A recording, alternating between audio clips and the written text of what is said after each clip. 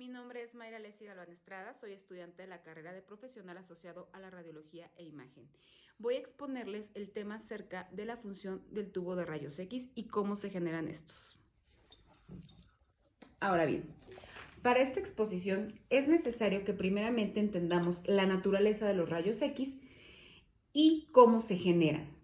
Vamos a empezar por hablar cómo está conformado el tubo de rayos X. Este tubo está conformado por una corriente de alto voltaje y se representa a través de un lado positivo y de un lado negativo. El alto voltaje, ¿por qué es necesario? Este alto voltaje es necesario para poder crear ese tipo de radiación. Esta corriente va conectada a un cátodo y el otro extremo va conectado a un ánodo, siendo las estructuras más importantes para el funcionamiento del tubo de rayos X. Ahora, a su vez, el cátodo y el ánodo están dentro de una cámara de vacío. ¿Por qué es necesario que esta cámara sea de vacío? Porque al momento de que sean expulsados por el filamento los electrones, estos no se mezclan con ningún otro átomo o molécula perteneciente a algún gas. A su vez, la cámara de vacío está dentro de una cámara de blindaje. Las cámaras generalmente están blindadas de plomo. ¿Por qué es necesario ese blindaje? Para que no se pasen los rayos X y así se permita que exista el haz de energía que vamos a denominar fotones o un fotón. Ahora bien, lo que se genera a través de la corriente eléctrica de alto voltaje es ese gradiente de carga de voltaje, donde vamos a tener una carga sumamente negativa y una carga positiva más débil. Esto con la finalidad de que se atraigan los electrones hacia el ánodo y así se pueda tener un adecuado funcionamiento del tubo de rayos X.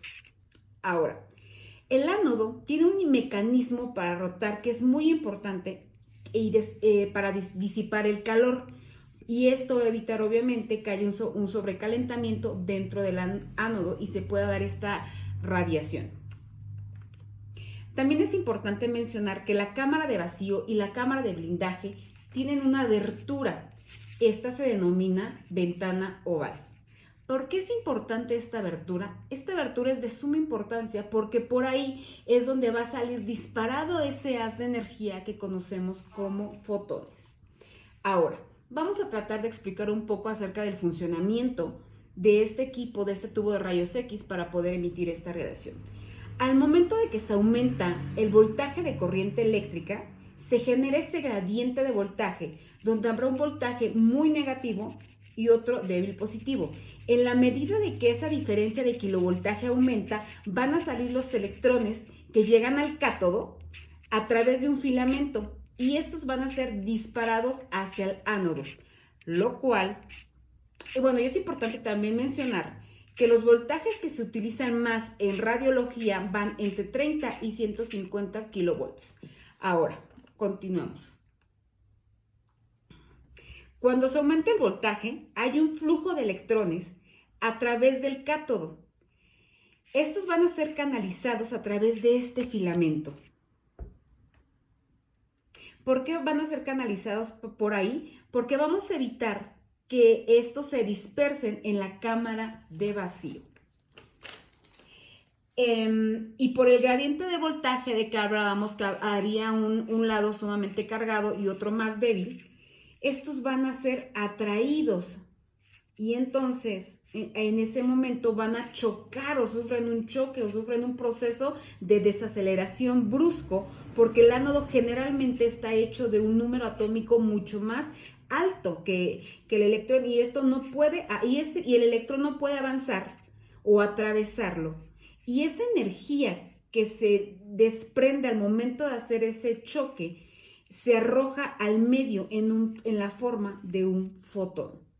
Ese fotón de alta energía es un fotón de alta energía y esa frecuencia que genera ese fotón es vamos a tenerlo dentro del espectro electromagnético que corresponde a los rayos X. También es muy importante mencionar que el 90% se genera calor y el 10% únicamente es lo que nos va a servir para poder emitir un rayos X. Y así es como los rayos X se generan para su uso en la medicina.